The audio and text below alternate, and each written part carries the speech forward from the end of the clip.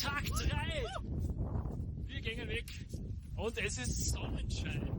Wir sind Axel und Laura, zwei massiv wanderbegeisterte Österreicher, und wir haben festgestellt, dass es auf Gran Canaria einen Weitwanderweg gibt. Wir haben uns für die Variante von Agaete nach Maspalomas entschieden. Hierbei werden in 5 Tagen 80 Kilometer und 3000 Höhenmeter heruntergestafft. Wohlgemerkt mit Zelt, Essen und mit voller Ausrüstung. Wir gehen weg und es ist Sonnenschein. Und wir hoffen, es bleibt so. Dafür ist der Wind bodenlos, darum sind wir sehr laut beim Reden. Aber immerhin nicht mehr so bodenloses Wetter wie gestern. Aber wir sind ausgeschlafen, gewärmt, gestärkt und eigentlich Druck macht, wie wird der Tag sein. Let's go! Tag 3 beginnt vielversprechend. Für uns geht's erst einmal hinunter nach Tejeda, bevor wir den wohl bekanntesten Punkt der ganzen Insel ansteuern, den Roque Nublo. Dafür müssen wir aber erstmal etwa 700 Höhenmeter überwinden. Der Wanderweg beginnt nach dem kleinen Dörfchen La Culata und windet sich dann in etlichen Kurven bis hinauf auf 1800 Meter. Von dort aus geht's für uns wieder in etwas mehr Zivilisation zur Camp Area Corral de los Juncos. Das Spannende an der heutigen Etappe ist, dass wir beim Monument oder dem Monument schlechthin vorbeikommen, nämlich dem Roque Nublo. Und wir singen dann schon und wir singen dann schon. Es ist aber nur ein bisschen weit weg. Ja, aber wir singen, es ist nicht mehr so neblig. Ja, man sieht was.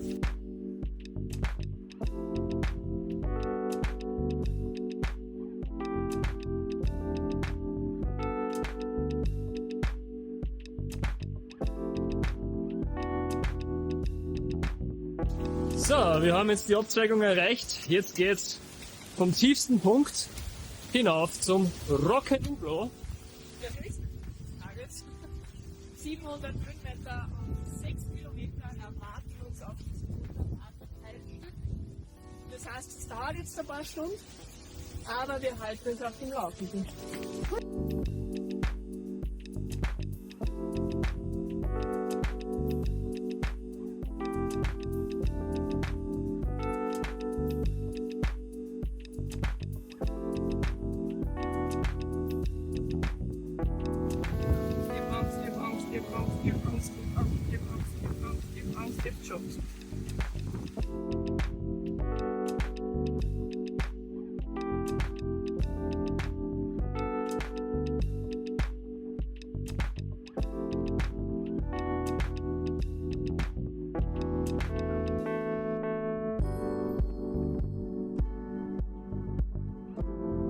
Landschaftlich reizt diese Etappe natürlich extrem. Der Wind mit bis zu 70 km/h ist aber leider richtig zart. Dennoch schaffen wir es bis zur Abzweigung zum Roque Nublo. So, wir aufgeben, mal wieder meine Jacken anzogen und der Stirnband. Der Wind ist einfach wie ein Klimagebläse bei 70 km/h. Boah, richtig bodenlos. Was hingegen nicht bodenlos ist, ist die Wanderung.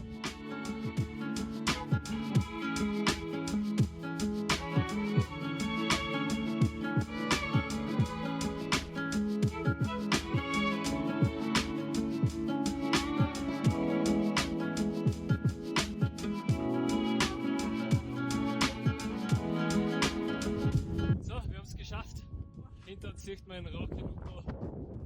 Boah, Wahnsinn. Einige Höhenmeter, aber so eine schöne Aussicht. Bei uns leider relativ trüb, sonst würde man da wirklich über die ganze Insel sehen. Es ist ein Traum.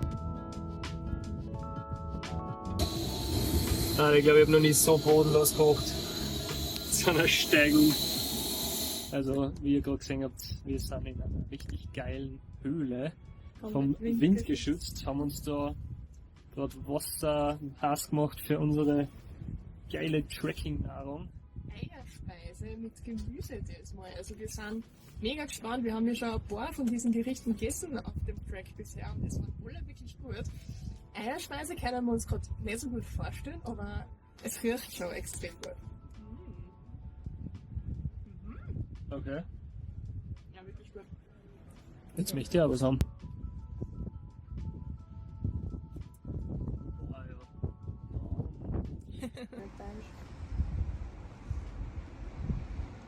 So, bei uns geht's weiter. Verdiente Mittagspause. Jetzt geht's weiter 5 Kilometer zu unserem Zeltplatz.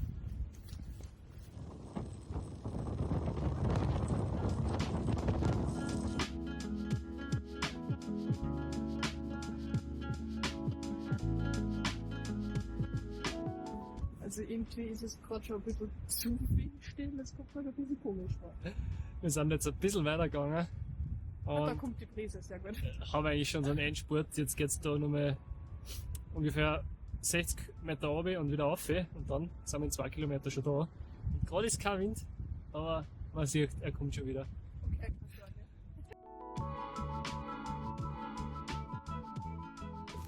Der Moment, wenn die Brücke der Staumauer einfach durch den Regen, schätze ich jetzt einmal, komplett überflutet ist. Zum Glück haben wir unsere Schläpfen dabei. Boah, also ist schon wieder so bodenlos, das kannst du nicht ausdenken.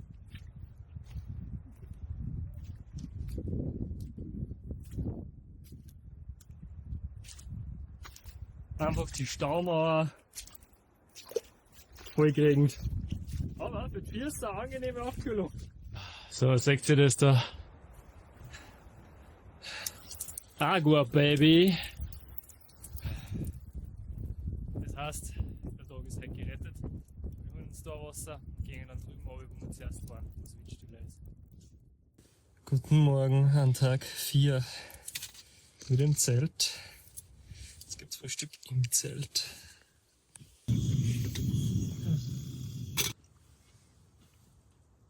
Oh ja. Ja, schönen guten Morgen zu Tag 4. Die Sonne guckt nicht aus, aber sie ist hinter den Wolken. Es ist leicht neblig und Nieselregen. Die Zeltnacht war durchwachsen. Man sieht auf der anderen Seite unseren Zeltplatz. Das Zelt ist nass, alles ist relativ feucht.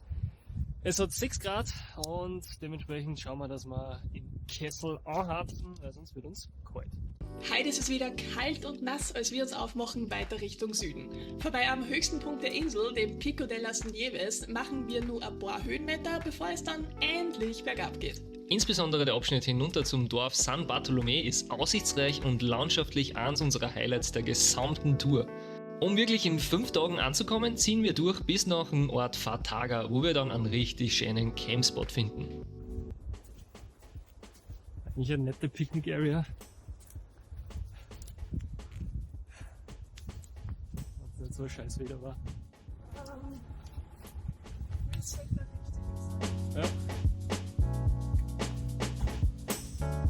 Also wir sind jetzt gerade am Weg zum höchsten Gipfel. Den werden wir aber heute nicht machen, weil ich glaube, ihr seht im Hintergrund das Wetter. Wir gehen aber vorbei am Refugio Dias Bertrana. Das ist eigentlich so wie am Teide, quasi so die Schutzhütte unterm Gipfel war, wo man richtig schön cool übernachten könnte. Nur funktioniert das auf die Kanaren leider anscheinend gar nicht so gut. Die ist irgendwie dauerhaft geschlossen. Irgendwie, selbst die Kanarier selber wissen irgendwie nicht, wie man da reinkommt. Waren eigentlich coole Stockbetten und so. Wir gehen da gerade vorbei, wir sehen's. Und da ist sogar ein Rucksack dabei. Aber ja, irgendwie anscheinend nicht so das Ding. Schade eigentlich, war halt eigentlich ganz cool. Wetterglück haben wir echt nicht. Aber dafür haben wir keine Leute. Das auch nicht. Wahrscheinlich, das war interessant zu wissen, sind da dann auch viel mehr Leute, die campen in der Zeit.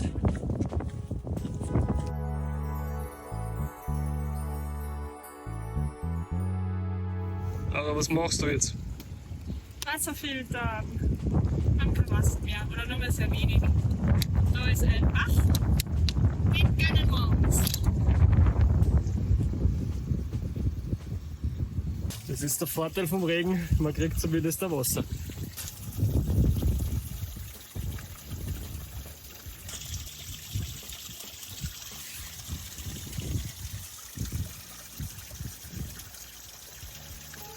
So, nach unserer kleinen flüssigen Stärkung an dem Bach da geht es nur auf einen kleinen Pass, etwa 60 Höhenmeter.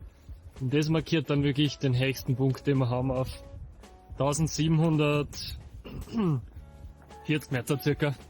Ab dann geht's runter und hoffentlich wird's wieder dann auch besser.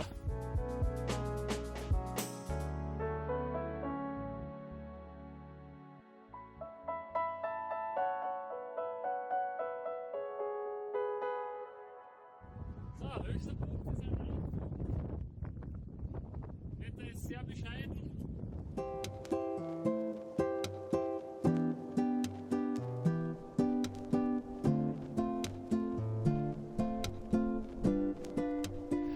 Alter Leute, schaut euch das an. Es ist einfach sonnig und ich glaube, also es sind wirklich nicht mehr als 500 Meter weiter als von dem höchsten Punkt. Wahnsinn. Traumhafter Sonnenschein. Leichter Nieselregen zwar immer noch, aber viel weniger. Geil, ich glaube jetzt wird's. Jetzt wird's.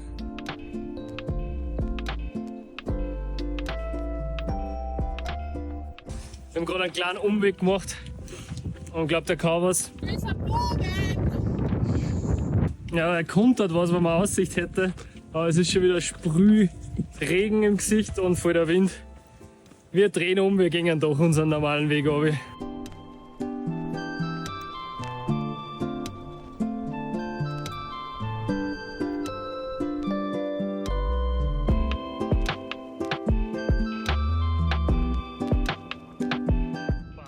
Die Aussicht, richtig geil, schaut sich das an.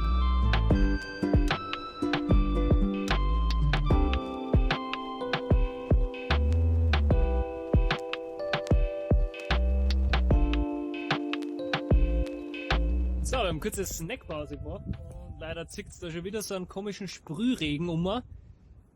Uns ist wirklich kein trockener Tag vergönnt.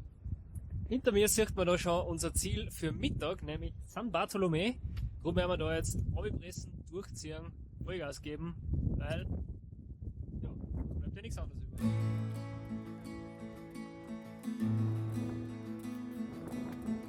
So, nach einer ausgiebigen Stärkung in San Bartolomeo, oder wie das geheißen hat, geht es für uns jetzt noch bis nach Fataga.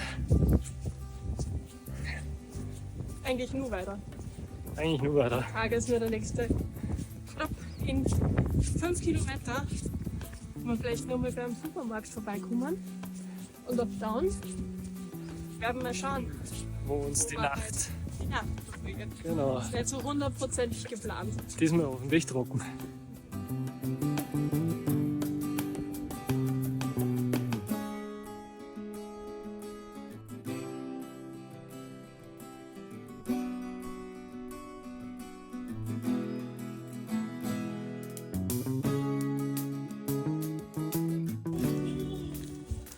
Da feiern uns noch die Leute an. Na, da war Geburtstag.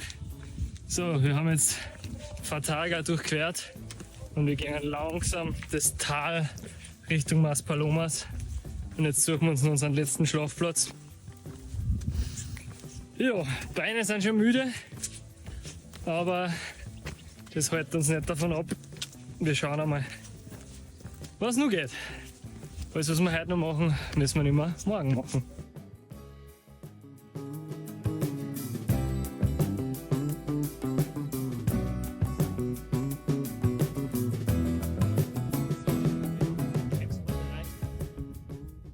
Und zwar das, was hinter mir seht.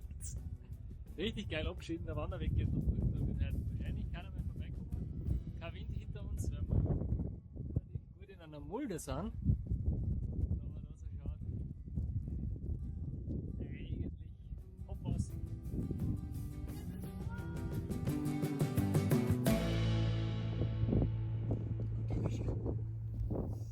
Schönen guten Morgen an Tag 5.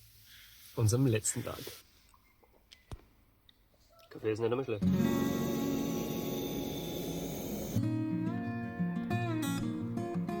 So, letzter Tag, Tag 5. Wir starten diesmal mit einem geilen Ausblick Oh ja. und einem geilen Wetter. Und wir müssen irgendwo da nach hinten, da liegt Maspalomas. Dort haben wir ein Apartment gebucht und das ist das Ziel für heute Nachmittag. Ja, let's go. Nach unserem ausgiebigen Frühstück mit traumhafter Aussicht bocken wir ein letztes Mal unsere Sachen und machen uns auf den Weg hinunter zur Straße. Die heutige Etappe führt uns entlang eines Schotterweges talauswärts bis nach Maspalomas. Während der Weg zu Beginn sowohl Steigung bietet, als auch landschaftlich wirklich reizvoll ist, sind die letzten Kilometer relativ öd und flach und sehr eintönig, bis wir im dicht besiedelten Maspalomas ankommen. Boah, also halt merke ich es. Zum Glück haben wir halt wenig Höhenmeter. Generell ist eine kürzere Etappe als sonst. Weil ab Tag 5 wird das. Nice. Echt geiles Wetter. Nicht zu warm, nicht zu kalt. Wir gehen da gerade durch irgendwelche Steinformationen, für die der Ort bekannt ist. Cool. Ah, da gibt es einen kleinen Aussichtspunkt. Den müssen wir uns jetzt natürlich anschauen. Barranco de Fataga. Also wir sind in dem Fataga Valley. Da unten sieht man Palmen. Das ist eine der größeren Palmenplantagen vielleicht sogar oder natürlichen Palmenvorkommen auf Gran Canaria. Und ja, das schaut schon ganz cool aus. Wir dürfen da jetzt in die Richtung weitergehen und das genießen. Wetter ist echt super gerade. Also die riesen Kakteenbuschen da sind halt auch geil. Also dass das so wächst da. Mega! Mega!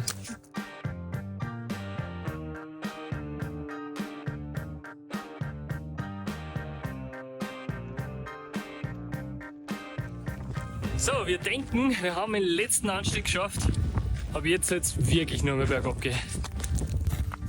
Aber wir müssen jetzt schon ein paar Mal glaubt. Ja, das Tal ist endlos, schier endlos. Ich habe jetzt den letzten Steigungspunkt schon seit einem Zeitl passiert. Es geht jetzt nur mehr eben dahin auf so einem Schotterweg. Es ist grundsätzlich sehr schön von der Landschaft. Es ist jedoch einfach sehr eintönig und halt auch noch so Hirschweh. Wir sind super brav, aber wir genießen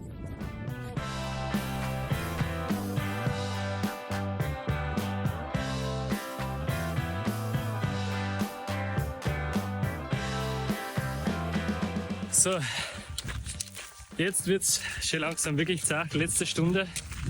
Die Fußsohlen brennen und ja, der Rest geht, überraschenderweise. Aber die Fußsohlen sind schon ziemlich in Mitleidenschaft gezogen. Ja, und die Landschaft wird immer schärfer. Also, das ist gerade eine riesige Baustelle. Keine Ahnung.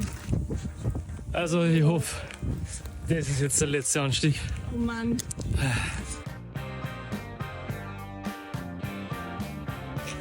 So, wir sind in Maspalomas oder halt der bewohnten Gegend. 900 Meter trennen uns von unserem Apartment. Wir werden nicht bis zu den Dünen runtergehen, Na, weil es ziemlich bodenlos ist. Für uns ist da jetzt Etappe 5 bald vorbei, aber verdient, würde ich sagen. absolut.